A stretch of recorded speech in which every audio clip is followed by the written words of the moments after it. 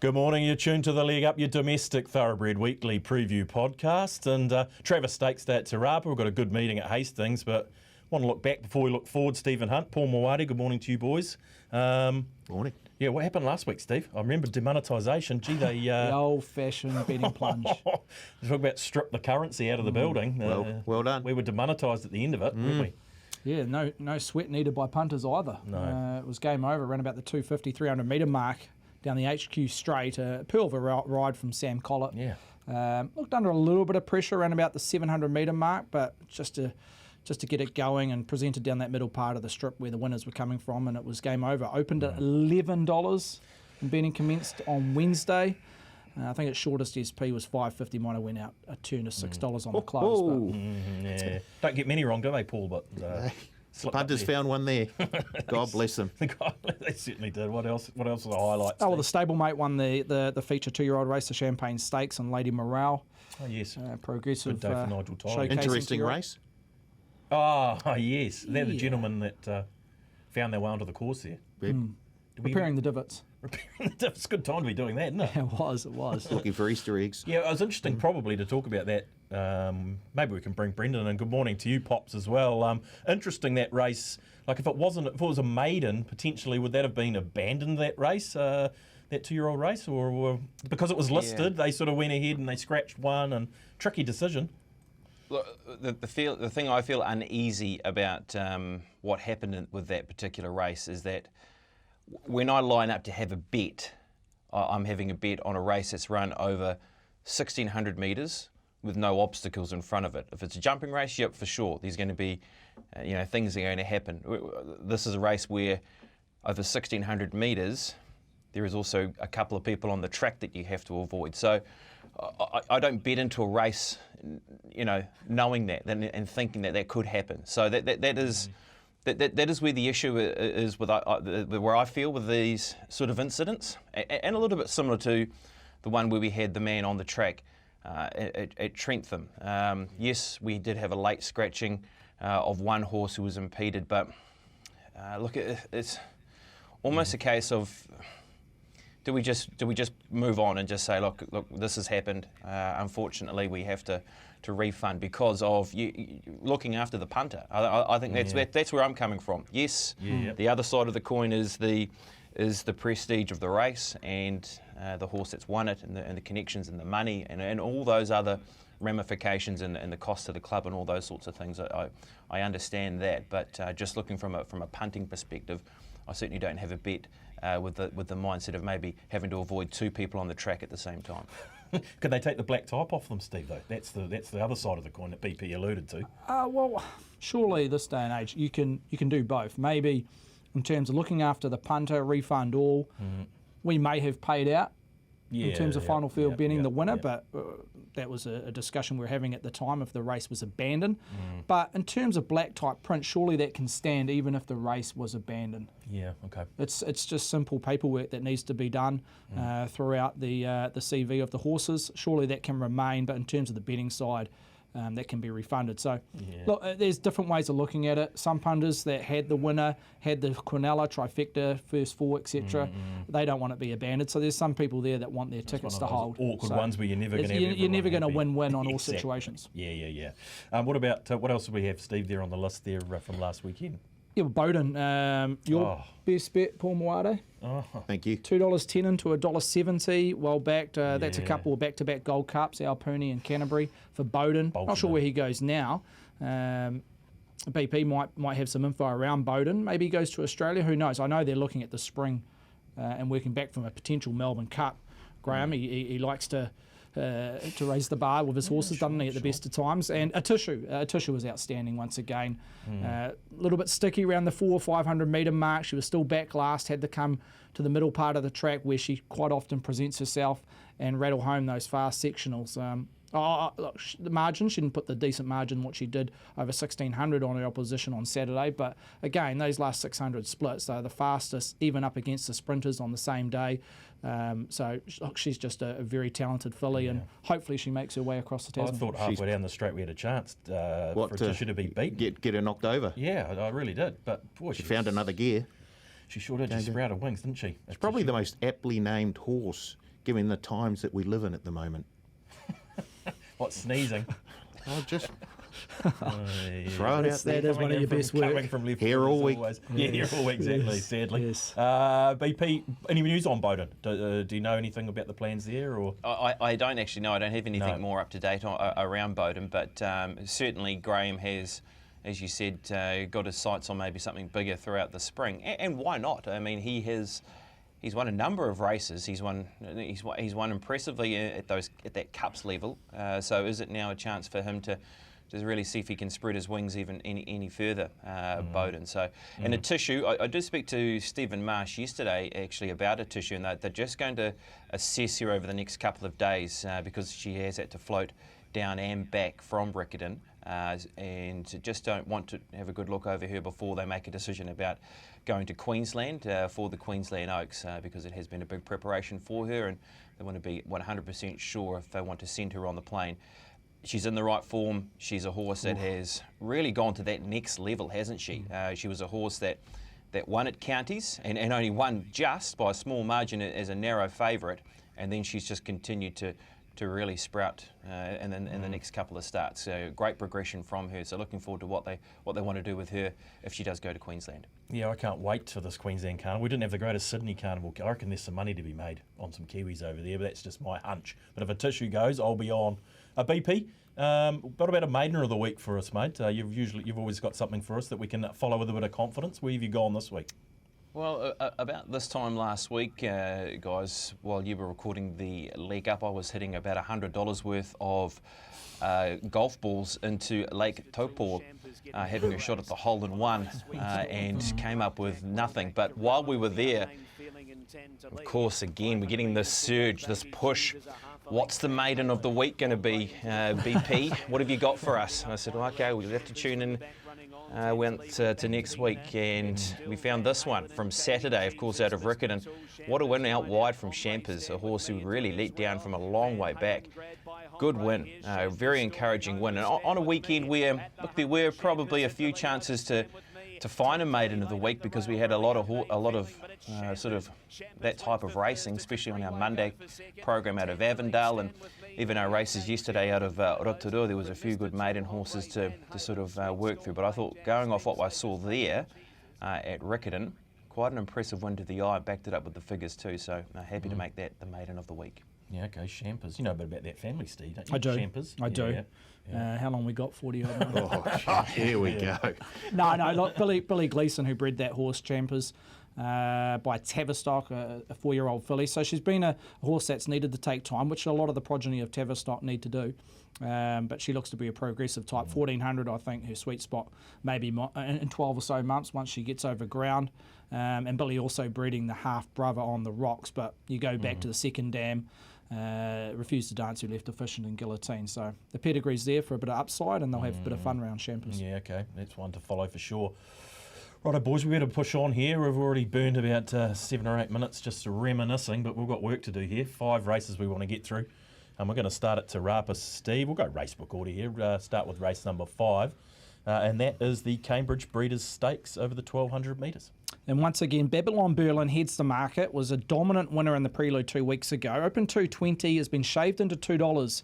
Clearly the best back run in the first 14 odd hours of trading. In front of Miss Tycoon Rose, comes up from the south at 5.50, second fave. No Filter, 7.5. Tina again, 9.5. Double figures around El Torador at 12. She's a catch, 19 into 14. So one horse I've identified in that middle market.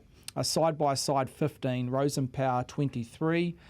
Best of the rest is Sacred Option at 26. So best back runner clearly sits with the filly and Babylon Berlin. A little bit of speaking around number 7, she's a catch.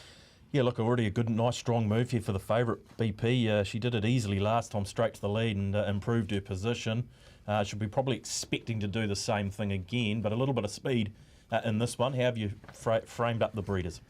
Yeah, look, again, it's a race where I just think she's just drawn the ideal spot. Had she drawn somewhere maybe a little bit more painful, it was an opportunity for others to maybe capitalise. But with her low draw, her barrier speed, her ability to just jump and put herself there with how she won a couple of weeks ago at this venue, that was the ideal pipe opener leading into this race, the Cambridge Breeders, which was on their radar with what she did 2 weeks ago. So she's the one that you gravitate towards, and you find yourself saying you run this race a number of times, you keep coming back to her because of her draw, because of her speed.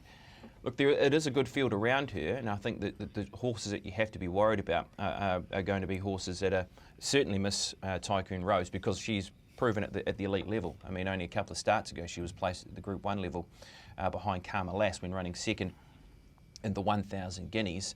And if you are going off that race that Babylon Berlin did win last time out, you have to say that Tina again was the horse from back in the field who really did catch the eye. And I know, Stephen, you were keen on Tina again 2 starts ago to the races when she was beaten into 5th position. Of course, they rode her upside down on that occasion. They put her in the race, put her up in front against the rail. Here they found her spot again where she's more comfortable, and that's coming off pressure like we saw when she won at Ellerslie.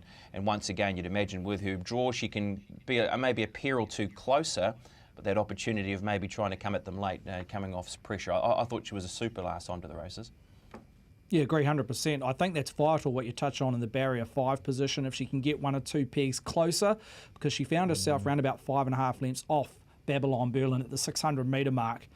And even though she ran home the fastest 6.42, splits Tina again, it was only around about overall the last 600, 2.5 lengths faster than Babylon Berlin. So Babylon Berlin was not slowing down in the last 6.42. So I think she's got to be within around that 3-length margin at the 600 metre mark to be in that striking zone where she can finish over the top of Babylon Berlin, Tina again. So that's important that she can position herself midfield. They won't try and hustle out of the barriers because we saw that 2 starts back. Yeah. They tried to use early energy, excuse me, and put her in a position where she was in the first 2, and she led on that occasion at Tauranga, and that was ridden upside down. So I think it's important if they can use barrier 5, sit her somewhere, nowhere some midfield, and just get a nice little track. She'll have to rely on a little bit of tempo and the gaps to open up. But, yeah, like I say, it's important that she tries to position herself a little bit more forward and get within that striking zone. Not going to get it all its own way, Babylon Berlin, perhaps, in this, Steve. There looks to be a bit of speed in and about her as well. Yeah, there's probably one key horse that we must touch on in terms of the map, and that's Eva James, drawn barrier 3. It's had 11 starts to date, Eva James. 10 out of those 11 starts, she's been the leader. The day that she did not lead was on debut, happened to be at Te Rapa, where she sat 1 out, 1 back. So, yeah, look, if I had Eva James as a horse, I'd be saying, look, let's not contest for the lead. Let's just sit on the outer of Babylon Berlin, because she's just got a ton of speed, Babylon Berlin. The key is around Babylon Berlin. Can she get those soft sectionals and Sam Collett bring the horse back to her between the 8 and 400, which she managed to do at Te Rapa last start. So if she can do that, and Eva James doesn't put that pressure on mid-race, she's going to be awfully hard to beat, the fave. What are you thinking, Paul, here in the Breeders? Very hard to look past Babylon Berlin. 2 starts back, she split the Stephen Ralph runners, I think Manrico and New York Jazz, who then went on to Quinella next time out. Good point. So she really does. And Samantha controlled that race last time out. Yep. She looked very, very good. Someone's going to need to take her on to give anyone else a chance. Who sacrifices themselves. Yeah. Once again, I do like the look of Tina again. If Lindsay can just get her to sit slightly closer than she has been, big chance, because she does have that finish over that final sort of furlong. And then we've got a wee bit of southern spice there with the Pitmans bringing up Miss Tycoon Rose. Yeah, she's going to be interesting, Steve, isn't she, Miss Tycoon Rose? I really running the like 1,000 guineas. I was so disappointed she had that setback. I think it was bone chips from memory reading an article of late, but around Miss Tycoon Rose post the 1,000 guineas. I spec'd that day, didn't get the result, even though she paid an okay dividend for a top 3, Miss Tycoon Rose. But barrier 14 is going to make it very tricky for her on the map. She's got to be back in the last third. She'll have to rely on tempo, the pressure against the favourite some stage mid-race.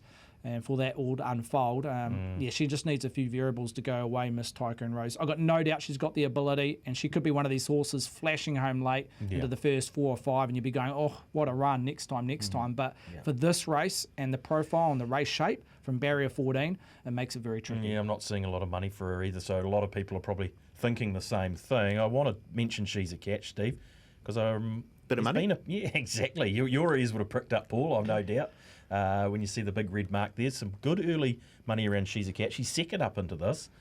Tell us a bit about her. Well, still lightly raced, only had the 4 starts. You go back to the Hawke's Bay Carnival, she won on debut at listed level in the El Rocker at a high SP, and we all went back and went, whoa, that's impressive to win against the more experienced 3-year-olds and on debut at listed level. Is no mean feat. So we all took notice of that She's a Catch. I think the stable elected to just hold back on her and go, right, we're going to target the Levin Classic. Didn't unfold there. She's had to freshen up. There was no money for her first up on the 3rd of April earlier this month at Aupuni, over 1,200 metres. There was zilch money. She was very, very soft in the market, so they weren't expecting too much first up. The money is on second up, as we've already touched on graphically, 19 into around about $15. She's a Catch. So a big improvement. I think the key around her is the better track conditions. BP track conditions, homebred man there. You're up at Waikato. We're in a slow 7 currently. Can you see it coming back to possibly on the better side of dead? Because that's key information, particularly around a lot of horses, but definitely around She's a Catch. Look, the weather has been, you wouldn't say it's drying weather. And look, we're now into that period now where, you know, you're sort of getting those dewy mornings. Then if you catch a bit of a shower during the day, it just makes it difficult to really dry, and we're not really getting those sort of the drying conditions in terms of warmth and good breeze. So it's a tricky one to assess, but I would say we're going to be hovering around that mark if there's no more rain, so to speak, and it's going to be sort of dead 6 to slow 7, I would imagine. That's my early thought on it, Stephen, in terms of weather. Just because it's a fickle time, isn't it? And trying to really nail that down. I know Hawke's Bay's sort of got that dead 5 track condition. Then we'll talk about Hawke's Bay a little bit later on. But yeah, we do get the odd morning where it's been very dewy and then you get rain. So just makes it a little bit awkward. What I will say is the track's come back super. They've done an unbelievable job there with in terms of what they did in terms of maintenance, track maintenance, and we spoke to Bart Cowan about that leading into their last meeting there 2 weeks ago, and they have that luxury of having that 8-week period where they can actually do the work on the track that's needed, because this is a busy racetrack from now, you know, through the winter period. You know, there's a lot of race meetings coming up. There's a meeting again next week, and then 2 weeks following that into the Waikato Hurdles and Waikato Steeplechase. So you know, they need to do that work so they can have this track you know, ready through the winter period, where it can sit around that 7 or 8 for most of the winter. In terms of this race, I keep coming back to Babylon Berlin. She's my number 1 selection. Away from the other obvious runners, maybe El Tirador for Nigel Tiley. This is a horse that has bumped into Need I Say More a couple of times through the preparation. And I know that he's had, that most recent defeat was in the Wellington Guineas when he was beaten into 6th position. He's around that $12 mark. I probably wouldn't leave him out of sort of your exotics. And yeah, you guys talking about She's a Catch. I mean, that El Rocker form's good form. Did actually beat the Irishman on that occasion at Hawke's Bay. But Babylon Berlin and Tina again, just because of how the map might pan out. I'm like you, Stephen. I want Miss Tycoon Rose in amongst the numbers, and had this horse drawn even a little bit closer to them in terms of the barrier draw, you could even entertain backing this horse to win the race, Miss Tycoon Rose, if it got the right sort of run. But yeah, Babylon Berlin's a horse I keep coming back to. Yeah, you agreement, Paul, here? Babylon Berlin? On top, definitely. Yeah. What else behind? Anything we need to know? You like that money move for She's a Catch, I'm sure. It'll be in there somewhere. Tina again. Yep. And you've got to have the Southern Visitor somewhere in there. Yeah, okay. Now we're all sort of singing off the same song sheet there. I know a couple of divot repairers that'll be available for Te Rapa. They'll do some extra work. Oh, yeah. Let it go. Okay, let it go. Sorry. Right. Okay. Rightio, moving on. Race number 6 on the card, Steve, is the Hutton Contractor 1400 Open Handicap. And who's on top here? More Wonder looking to go back to back. Opened at $4.60 on Wednesday. Traded into $4. Best back run early doors. In front of Manrico. Steps up to the 1400, 4.8. Raposa Repeat at 6. Money Trail $10. Summer Monsoon at 12. Time to Celebrate intriguing runner at 13s. Rocket Fuel also at 13 with Lily Thunder. Equinox at 15 and Germanicus Best of the Rest at 21.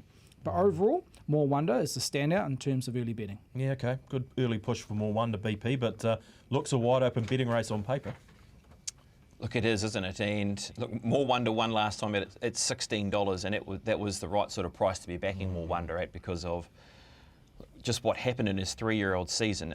There were so many if, buts and maybes with his preparation, wasn't there, with More Wonder? And we finally saw the best of him 2 weeks ago. Now I'm guessing we want to see him back it up and carry on with the job. He's got a good draw. He won off a wide gate last time out and was still too good for them coming down the centre part of the racetrack. So now with him having to carry top weight and a good draw, he has an opportunity of going back to back. This is also a race where you could think, well, if More Wonder is going to start the favourite, is this the chance to maybe try and look for some value in the market? Is there some fat in the middle of the market? And look, potentially there is. I keep gravitating towards a horse like Lily Thunder, for instance. She was super, I thought, first up in a midweek race at Matamata, behind Thunder, who is a decent horse. Look, Thunder is a runner that will keep working through the grades, and she's run second by taking a good spot in behind. She looked ready to go into that race because she did run second at the Pookie jump outs behind Demonetisation, who won the Easter handicap. A couple of good jump out ones. Demonetisation. Very good. So I keep coming back to Lily Thunder. I think she's ready to go second up at a good price. Yeah, yep. Good. I love the horse, Lily Thunder. She's honest as anything. Tries her heart out. Paul, what do you spied for us here? I don't mind the look of the former Hong Konger. Time to set. Some of them go all right. Paul Alley giving you the oil? I just thought the run last time was encouraging. Yep. I think meets Manrico 6.5 kilos better off this time out.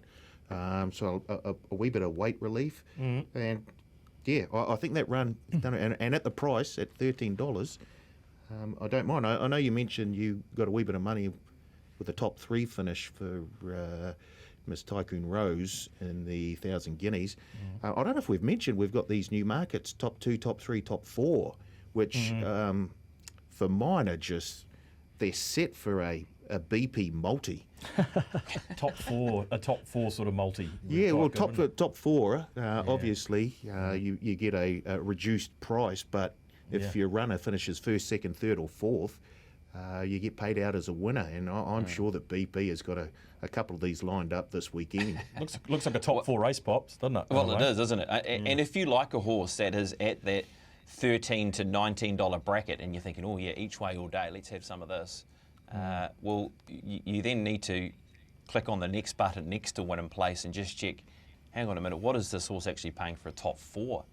If I feel as though at 13s and 4s it's a great each way, well then maybe the saver off that each way bet is to take it in a top 4 in a multi. That's how I've sort of assessed it, is top 4s are great for multis. And on a day like this, you could scan the fields at both meetings and Australia and think, right, if I can find 5 horses that I feel as though are going to run big races, take them all for a top 4, chuck 20, 30 on it, and then almost forget about it. Move that to one side, and then carry on with the rest of your betting for the day.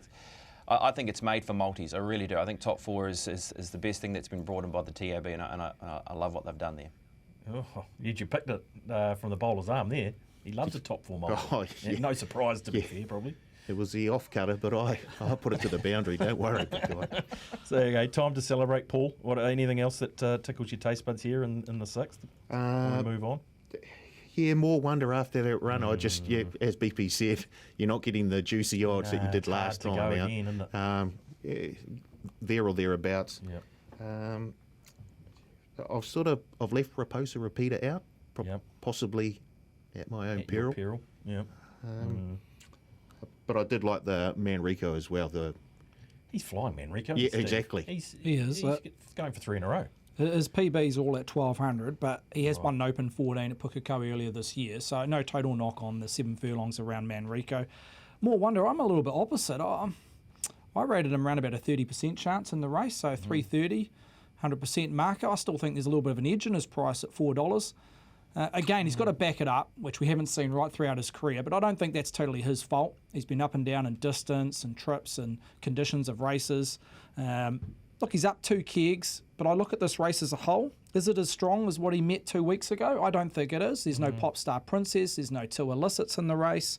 He had to make that long, sustaining run from the 800-metre mark. He recorded the fastest 8.642 splits in that 1,400-metre race 2 weeks ago, and he had to do it without a drag. He carried the rest of the field that were trying to get off his back, the likes of Raposa Repeater, etc. So he had to do all the donkey work. And as we know, Te Rapa can play up and in, and he was against that bias on that day. So on the eye purely, I think he's clearly superior from what we saw 2 weeks ago in, I'll stress, in a weaker race on Saturday. Okay. Oh, he's took me around immediately. Oh, Here we go. the old rubber arm. I'm back on. In Time to Celebrate, interesting runner from Hong Kong. He had 4 wins over in Hong Kong, a 1,400-metre win and 3 at 1,600 metres. But he still ran 121 and change for 1,400, which would be more than competitive. I just see he's got no form on rain-affected going, so that is a slight question mark. But in his Hong Kong figures, albeit it was a couple of seasons ago, he'd be right up to this. So just keep an eye on the price, because as we touched on, there was no money first up. He's a big improver. He comes out of that race where they ran 109 and change over 1,200. The demonetisations and the likes came from, back and ran on late. Just the race shape didn't suit, and he was in a similar profile. Time to Celebrate. What about Lily Thunder on a sort of a slow to dead? I That's love fine. the horse. It's that's okay. fine. Yeah, That's yeah, fine. she's No right. knock there, and no knock on the horse. Okay. Top 4 pops in the 6th of the day, please. I'll go Lily Thunder at the each good way. More wonder for sure, because I think if he can back up what he did last time to the races, and he's got the right man aboard, Craig Grills. I mean, how big is he seeing it at the moment? He is riding superb, isn't he, Craig Grills? And he was on the horse last time to the races. He's got a better draw. So, look, there's no reason why he can't back it up. More wonder. Outside of that, to be honest with you, you can just throw the balls up here and just say, look, which one do you want to hit? Look, Time to Celebrate, Manrico, Raposa Repeater. Yeah, they're all in the mix in a pretty wide open race overall. Yeah, go Lily Thunder. $13 currently.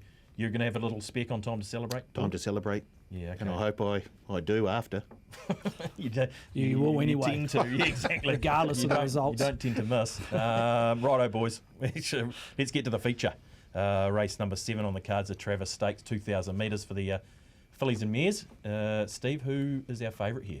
Savion Blanc, $2.40, in front of Travelling Light, looking to come back to what she presented as a 3-year-old in terms of ratings at a $3 price. Our Hail Mary at $6. Then 4 favourite is Syracuse 9 flat. Double figures around Jessie G at 18. Mohaka at 21. Piarina 26. Grand Bouquet Platinum Rapper Spring Delight 41 each of 3. Bad and Bouge 51. Zaza Gabor the Ranky at 61. If there was a slight lead around the top 3, it's around number 3, Our Hail Mary. Gee, they love punting this horse. Our Hail Mary BP. They've made more money than they've lost, to be fair, in the last few starts. What are you thinking here in the Travers? Well, she's an absolute winner, isn't she? And she was a horse that, she has racked them up this season. You go over her form. Of course, she won the anniversary, wasn't it? The show, the Trentham Stakes, when she won back through the summer at Trentham. She was very good at this meeting a couple of weeks ago to say that she's going to be on song for the race. So I think you can understand why that they are keen to have a go again on her. And with where she sits in this market, she's at the third line of betting, so $6, that looks attractive for Our Hail Mary. The 2 at the top of the book, Savion Blanc, certainly wouldn't want the track condition to get any worse and wouldn't want to start pushing into sort of an 8 or 9 bracket for her. I know that she's a winner on a slow track, but they've always been very wary of making sure the track doesn't get too wet, hence why we saw her scratched at a meeting at Awapuni, and then they decided to go for their Manawatu Breeders' race, which fell nicely. Basically just fell in their lap, that race, didn't it, with them late scratching the horse, and she was too good for them. So that would be just that one little thing we need to be mindful with Savion Blanc, but she also looks to be right in the zone, doesn't she? Then you've got Travelling Light, a horse that, of course, bumped into Avantage last time out in the Group 1 Thoroughbred Breeders.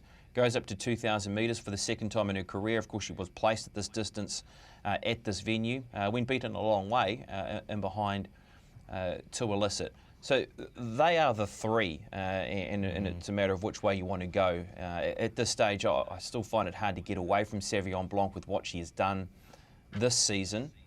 But at the same time, our Hail Mary keeps working her way up the pecking order to say that she can be the horse that could topple both of these runners. Then away from then, you've got a horse like Suracusa, who goes up to 2,000 metres. That big run we saw from her a couple of starts ago, the track conditions won't be a problem for her. And if they do end up getting, worse than that slow 7, well, that shouldn't be an issue for her as well. But a good field, as it is each and every year for the Travis Stakes, and dominated by those top 3 in the market. Hard to get away from the higher rated fillies in these races, Steve, isn't it? High in the handicap at weight for age, isn't it? And sort of a clear top 3, really. Yeah, I think 90% of the hold in terms of turnover will be spread between the 1, the 2 and the 3. And from Grand Bouquet down, just in terms of the weights and measures, it just don't suit Grand Bouquet with a rating of 83 compared to Savion Blanc and Travelling Light. They've got a rating of 98. Naturally, in a handicap race, I'd be getting 7.5 kilograms off the likes of Savion and Travelling. So Grand Bouquet and down, those horses, they're just got to beat the handicapper. And like you touched on, not often do they do in these weight for age races for fillies and mares. So interesting around our Hail Mary. So you go back post the Trentham Stakes win. It had 63 days off the scene. Ran in the Cuddle 1,600. No money. I think we opened it around about a $4.50, $4.80 chance from memory. It almost doubled its price. Its SP was around about $8.50 from memory. It was very, very soft over 16 when resuming. And then second up, the money was on at Te Rapa, stepping from 16 to 2-1. Danielle Johnson was aboard that day. Look, they don't lose anything with Lee Thinnis doing the riding. Lee Thinnis last 12 months or so has been travelling at around about 13% winning strike rate. But when he jumps on an Alan Sharrock trained galloper, it hits 22%, which I'd say most jockeys jumping on an Alan Sharrock trained galloper in the last 12 or so months, their percentage increases. But no knock there around Lee Thinnis jumping aboard. He's a big day, a big player in terms of riding on a Saturday Premier Day. So, look, it's a safe horse because you touch on the track conditions, as BP's already alluded, around the question mark of Savion Blanc. Is it going to get to that dead track where our Hail Mary's bulletproof can handle that dead/slow? Okay. Have you've been on the our Hail Mary bandwagon lately? Do you get the Alan Sharrock emails and all the things in? I don't get the emails, but I'm on the Sharrock train, that's for sure. You'd be mad not to, wouldn't you? It's a money train. Yeah, exactly right. What about it for this? Is it a money train? It's certainly in there. Yeah. But I'm trying to find something outside of those top 3 in the market. It has been difficult. I don't mind the look of Mohaka from the 1 barrier. We'll go to the front, and if DB can rate the race as he wants, when they come around the turn there at Te Rapa, if you've got a wee bit of a break, they can be hard to peg back. So Mohaka at around the $21 mark. Okay. I was going to throw in, but very hard to look away from the top of the market. Yeah, 100%. Let's talk about Travelling Light, Steve, for a second, because you've got it pretty tight in this market. It'd be fair to say $3. I mean, she did she's been in reasonable nick. She's been running improved races, steps to 2,000. Does a concern for me? Is it a concern for you, or am I reading too much into it? For a concern, no, I don't think it is. But in terms of the price, I do believe there's a possibility and a strong probability that it will drift from $3 again, my assessment, but early trading, or particularly around number 3 and A Hail Mary. So that percentage has to come if we're looking to shorten its price, A Hail Mary, and it might be on the back of Travelling Light drifting. But back to your question, 2,000 metres. Look, there'll be a few knockers out there. It might be a slight unfair call around it, purely because of her SP in the Waikato Guineas. When she went over 2,000 metres, she was brained by To Illicit. I think it was around about 6 lengths. But back to third was around about another 6 lengths. But she was $1.50 shot that day. And purely her just getting beaten, regardless of the trip, there was some burnt pockets and there was some angry punters. But they'll look back and think, she doesn't get the 2,000. I think that was just a little bit misleading purely of how short she was on that race. I'm willing to say that she will get 2,000 metres, back the judgment of Ben Foote. Ben has been very, very bullish about her in the last 2 to 3 weeks, saying she's back to her best where she was winning the Levin Classic, etc. as a 3-year-old. So, I don't want to really knock her over the 2,000. What about your thoughts around a BP? Is there a slight concern about the 2,000? No, I'm a bit like you, Stephen. It was a big preparation, that 3-year-old prep. If you go over what happened, she went to Riccarton. She was up all through. She got up and running fairly early. Was she up and running sort of around August, September through that 3-year-old preparation, and she was either winning or running good races. As I said, she then went down to Riccarton to contest the 1,000 guineas where she ran third. And then she was, building as the Derby favourite. I think she might have even been the Derby favourite at one stage there. And as you said, she started as a $1.50 favourite in the Waikato Guineas and was blown off the racetrack. So maybe it was just where she was in the point of her preparation that they decided to pull stumps. They said, okay, this is where we need to. I think she's had enough, and that could have something to do with it, possibly. That's why I feel that she is going to get the trip. She's a horse that has really run well this season, and she's actually had 2 Group 1 placings this year behind, potentially our best with what Avantage has done this season, running 2 placings behind that horse at the Group 1 level. So that's more than what any other horse in this race has done, as much as Savion Blanc's form is very good. The wins in the City of Auckland Cup and the 1 or 2 breeders and those type of races, a couple of Group 1 places behind Avantage. Certainly has her probably at the top of the pecking order for those reasons anyway. So hence why I don't want to knock her at the 2,000 metres. And as you said, Ben Foote has been talking up her chances over the last few weeks, suggesting that she is not too far off the mark. Yeah, for sure. Let's stay with you, BP. Settle on a top 4 for us in this year's Travis.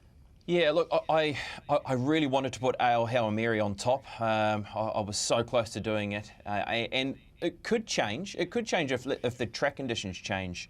In the next 48 hours, as we do this on Thursday morning, if there's any more rain and if there's rain on the day and all those sorts of things, you could promote her higher in the pecking order, because the thing with Al Hail Mary is it won't matter actually where the track conditions are. If it is a dead track, well, it's all A-OK. But if it starts pushing into a slow bracket, I think it brings her even more into the race.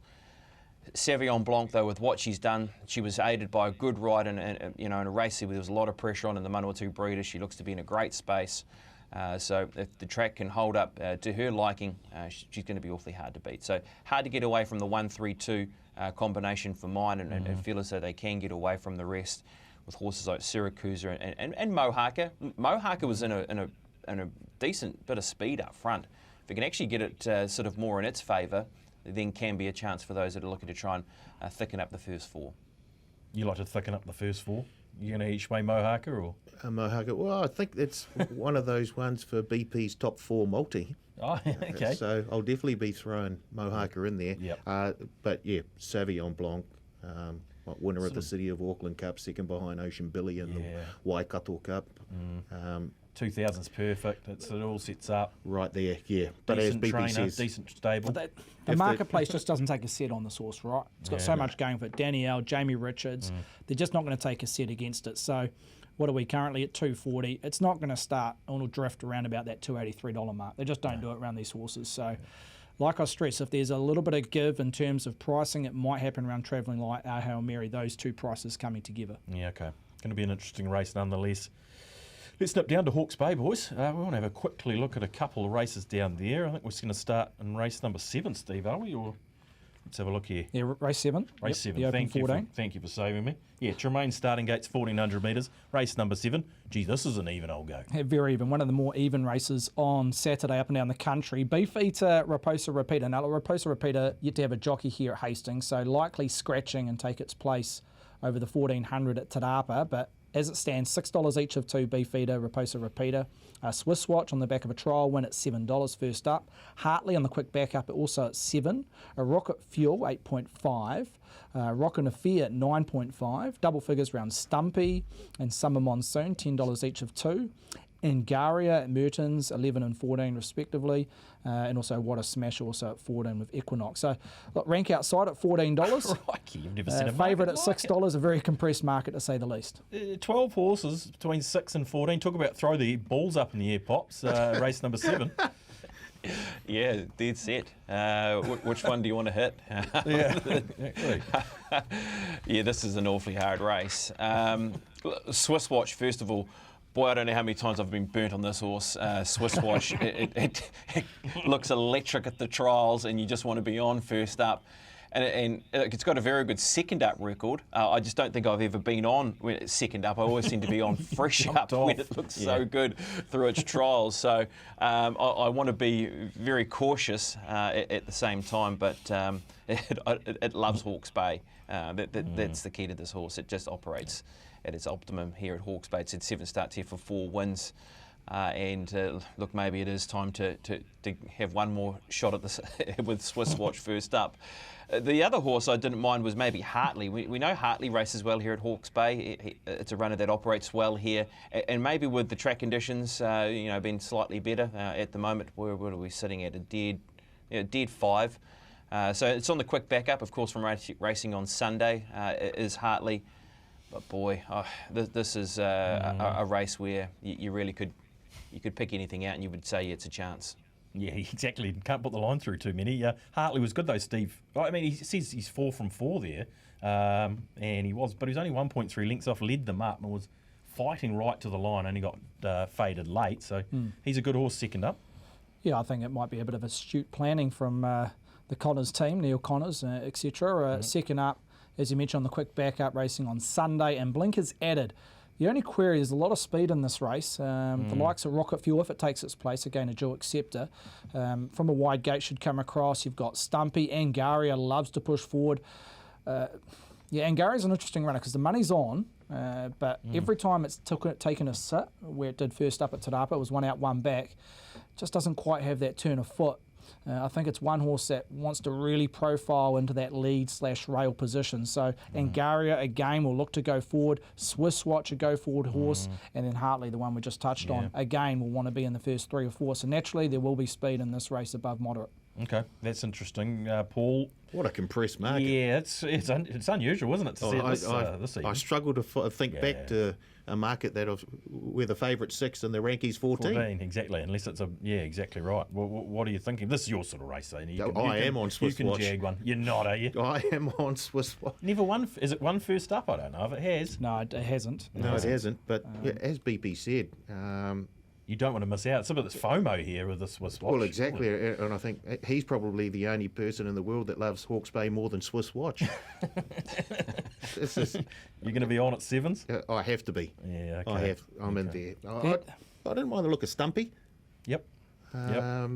Obviously, the track just didn't suit last time. It gets to Hawke's Bay, where I'm sure they hardly ever run on anything worse than a dead 6. It seems that way anyway. Yeah, no, dead right. $10 Stumpy. Yeah. Yeah, nice. What do we need to touch on here, Steve? I mean, you can't put the line through anything. Rockin' Affair, Raposa Repeater, or where's Raposa Repeater going to go? I think they'll go to the Open 14 at Te Rapa. Right, okay. He gets Manjit Wonder, etc. No jockey here, so that just gives you a slight indication of where they're going. But Stumpy, just a slight question mark over a strong 7 furlongs. And Swiss Watch, I've had two trials leading into its first up campaign. In previous campaigns, they've only given 1 trial, so maybe that might be the beneficial of presenting and making a winning turn first up rather than second up normally in its campaigns. But it was a good trial on the eye. Sam O'Malley, on face value, on paper form, A3 apprentice still, but his top weight's still 58, so he won't be able to claim on the given weight of 50 kegs. Okay, we haven't even mentioned Beefeater, who's the favourite. Yet? No, again, quick backup, comes out of the same race as Hartley, ran second, in behind Crowning Star. Has to carry the big weight, 62, gets it down to 60 with the claim of Hazel aboard. But again, you just can't knock. Confidence level, will it start fave? Oh, look, not sure. Not sure. I think we can see that from the market. Yeah, exactly. Yeah. A little bit of movement left in this market, you'd suggest. We could have the Ranky starting fave. What a smasher! We're not going that bad, are we? I know demonetisation is a crack up, but just saying how the market is set. It would be out of the realms of possibility. Get the darts out, Pops. Give us a top 4 in the 7th of the Bay. Yeah, I'll go Hartley on top. I just think maybe on that quick backup is a horse that might be able to get the right spot and behind really good pressure. Look, Rockin' Affair is drawing an outside gate. It does love to go forward. Look, you only got to go back a few starts here, and this horse ran 4th behind on Trivier at Ellerslie in the Concord. So, look, if it could, there is a lot of speed here. Is this the one that eventually gets across him? I'm not sure. It's drawn the outside gate, but the best thing to do from that wide barrier is to push on from out there. But I'll go Hartley on top. Swiss Watch, well, I probably can't just go around and watch it, can I? I need to have it somewhere in combinations. Rockin' Affair. Angaria. I know there was some very bullish connections of Angaria when I was working at Te Rapa, who gave me a little tap on the shoulder and said, make sure you have something on Angaria next time to the races. Double nommed. It looks like it's going to Hawke's Bay, and it's sitting at that $11 mark at the moment. So, yeah, look, Hartley is my top selection, and then choose what else you like after that. Yeah. Okay, we're taking Hartley out of that for BP. What do you got, man, Billy Standing? Swiss Watch on top. Oh, you're a tiger. Okay, $7. A couple of $7 shots in the 7th of the day. Let's head to the 8th. Oh, here he is. Here's the man. Boom. Fast track, 5K open, over the 2200. No surprise who the favourite here is, Steve. Big Mike on the back of winning the Hawke's Bay Cup. $2.20 we presented on Wednesday, trading into 210. That includes $800 bet at 220, best backed / lead. In front of Marietta Lane at 4.8. Beauty Star back on a better track at 5.50. 100 pence $10 with Starry Beale and also Tavera. And Sassenach at 21, best of the rest. But almost one-way traffic around number 1 and Big Mike looking to go back-to-back at the Bay. I'd rather back him at 8+ than 210 pops, but can you get away from the big boy? Look, it's hard to try and get away from him, isn't it? You're right. We would love to back him again at $9, but I suppose the best way to do that is to try and multi him into something that you do like throughout the weekend and try and give yourself a little bit of a price boost that way. I mean, he does look awfully hard to beat, doesn't he? He's a horse that only goes up 1.5 kilos once the 2 kicks come off with Hazel Chauffeur aboard, so same jockey aboard, back to the same venue in a race where he looks he can find the front once again. Track conditions should be ideal for him. And I know from the team that speaking to them that he has gone the right way. Yes, the right way post his Hawke's Bay Cup win, and potentially has even improved a little bit off his Hawke's Bay Cup victory. So $2.10, that still might be a spoil if that is the case. Hey, what's wrong with $2.10 if it wins, Paul? There is absolutely nothing wrong with $2.10. Yeah. You with them? Oh, 100%. Yeah. Yeah. Well, you were last time. You both spruiked it in the Hawke's Bay Cup and got the chocolate. So Yeah, you couldn't leap off now, could you? Certainly not. No. Owes me nothing at all. Good old Big Mike. Anything else we need to mention in this one, boys, before we get on? Anything else down the page there for you, Paul? Maybe Hunter Pence. Yeah. They're going to go forward. Local. Yeah. Yeah. If they go forward and he gets away with a couple of cheap sectionals, and I think I backed him in the Hawke's Bay Cup, and it wasn't the worst run from memory. Steve Hunter Pence, he was. Yeah, but you're up against Big Mike once again, and that's the dilemma. Yeah. Can he overturn Big Mike? On face value, no. Yeah, okay. Well, let's cut to the chase, boys, because we're starting to run out of time. Give us a top 4, no surprise. Who you got on top here, Pops? I'm just surprised you said you backed Hunter Pence in the Hawke's Bay Cup there, Thad. Anyway. Split bet, one of your famous split bets, sorry. Yeah. I think we all told you what to do in that race, but anyway. Yes, Big Mike on top. But maybe Beauty Star, look, that was a run where I'm scratching my head still about what happened last up with Beauty Star, but he is a lot better than that, is Beauty Star, so I think he has to go into the mix somewhere. Horses like Starry Beale and Marietta Lane, I do believe, are chances in the race. The one question mark, and you've got to try and work through this race, is there anything else that can maybe try and unsettle Big Mike? Because that will be the one thing that could be the undoing of him. Is there anything in this race you feel as though that can go forward and try and unsettle him? And Hunter Pence has done that in the past, where he has gone forward in his races. Do they want to try and do that to break down the favourite and give their chance a better opportunity? Look, it's a very risky game of doing that, because what you could all end up doing is just hurting both of those chances and setting it up for something else. Yeah, okay. Is there anything you think Big Mike's got on his own here, Steve? Yeah, I think so. Hunter Pence was forward 2 starts back with a slow away at the Bay. Jonathan Parks can be an aggressive jockey out of the barriers, so But yeah, it'd be suicide if they tried to take on Big Mike. Miretta Lane had a PB last start, albeit at 74 grade, so she's still got the upward spiral, even though she's a 6-year-old mare. But and Beauty Star back on a better track should be an improver. Okay. Do we need to come to you for a top 4, Paul, or is it a top 1? Let's just go Big Mike. I thought it might be.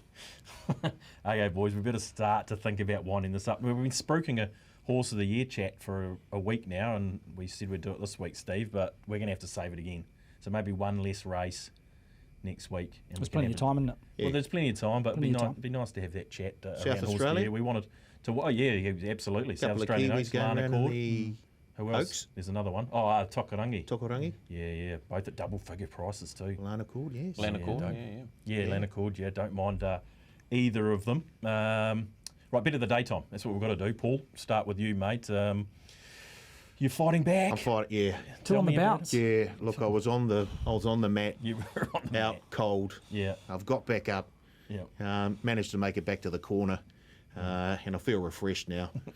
Still in the red, but we're going to get there. Hey, I'm heading to Hastings, Yep.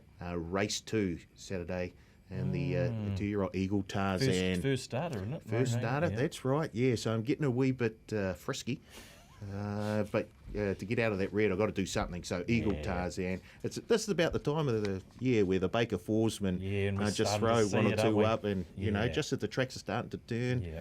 There so was a Eagle- sprinkle money for that horse last Saturday in the there was. Champagne before Was it there? got scratched. Yep. It was there. Listen, look at it. It was there. Mate, you Very see the good. risk manager. Yeah. Stephen, tell us where you're going for your bit of the day. I'll go back in the green. Back in the green where I belong. Yeah. Chasing BP down. I'll go to the Group 3 Breeders, Cambridge Breeders Stakes at Te Rapa on Saturday. Race 5, Babylon Berlin. I was with her 2 starts back. She ran second on that occasion. I'm back on the train. I missed the win at Te Rapa. She drops 2 kegs from the prelude 2 weeks ago, Babylon Berlin. I think Sam Collett really suits this horse. She's able to take that crucial pressure off this filly at round between the 8 to the 4. I think she'll be too hard to run down, Babylon Berlin. Yeah, okay, +5, back in the green. Here's our man that's in the green, but we've got to right the ship here, Pops. Yeah. How are we going to do it this week? You're still our leader. How many weeks, BP, has it been between drinks? Oh, gee, that's rough. Well, Yeah. I mean, you hear 5, Paul 6. Moati talking about being on the mat. I mean, I'm fair dinkum. I'm wobbling and I'm looking for the bell at the moment, just so I can stop this absolute pummeling I'm getting at the moment. I've seen you in the ring too. You're bleeding. Yeah, and look, it's really feeling a little bit like that at the moment. So. I just got to go with a horse that I trust and know. And there's a couple of other runners that I was keen to make my best bet of the weekend, but I just felt as though I will keep away from the maiden gallopers. I mean, Correcto should be winning at Hawke's Bay Race 1, and Hot Salsa should be winning at Te Rapa. But I'm going to go tips to Big for free. Mike. Oh. I'm going to go for Big Mike. That's the horse I like as my best bet on the program. We were sitting 18%, so it was so much higher than that. April has not been my month, so let's bring on May, and it's the 1st of May on Saturday, and let's hope that Big Mike can bring us a few more treats like he did a couple of weeks ago. What price do you believe it will be closing at? 220 opened. Obviously, that was an edge to a few punters. Now trading 210. What's your assessment in terms of the SP? I wouldn't be surprised if he gets to that sort of 190 zone, actually, Stephen. I just feel as though it's a race that looks made for him. I mean, this looks weaker than the Hawke's Bay Cup, and he only goes absolutely. up 1.5 kilos off the back of that. So if he can find that front position, track conditions should be spot on for him. And if he's gone the right way since, well, it's going to be That's pretty key hard to run info down. you give listeners, BP, that the stable believe he's gone on with the job since, you'd think being pretty right up to the mark in a Group 3 Hawke's Bay Gold Cup. So Yeah, and the thing about that victory as well is that there was that little question mark, and probably why is because he only had one run leading into that Hawke's Bay Cup. And it was a race where he finished into 5th position. They were hoping that they'd actually get a second run into him before the Hawke's Bay Cup, but it never really eventuated. So he's gone round in a race where they were hoping he would run well. He's paid $9, and now he's improved off the back of that. So, yeah. Stepping in you've got again. to take the price. Yeah. Stepping in again, and Big Mike. Talking about top 4 promotions that we quite like. I see they've got another one around dead heats, Paul. Do they? Yeah, What? yeah. This is fresh off the press. Yeah. This tell us is- more. Fixed odds only. If your horse dead heats for first from today, you'll get paid the full dividend. Wow. Okay, there's one for you, Pops. First Yeah. only. First only Yep. at this point. Fixed odds. Fixed odds. If your horse dead heats for first, you'll be paid not half but full So there's another one for you, Pop. So little improvements all the time, small wins. Nice. Yeah, the that's key. good. I mean, and look, all I'm hearing is good things about the fixed products as well in terms of the exotics. So when The out and prices, about, so the monetisation. Yeah, the prices have been great lately.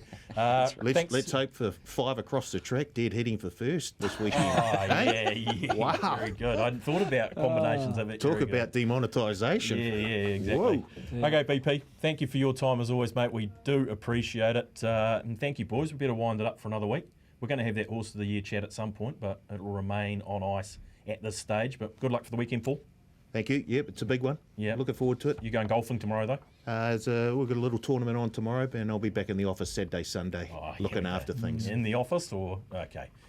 Thanks, Stephen, for all Cheers, your Dave. efforts as always. And thank you for joining us. We'll see you again in 7 days' time on The Leg Up.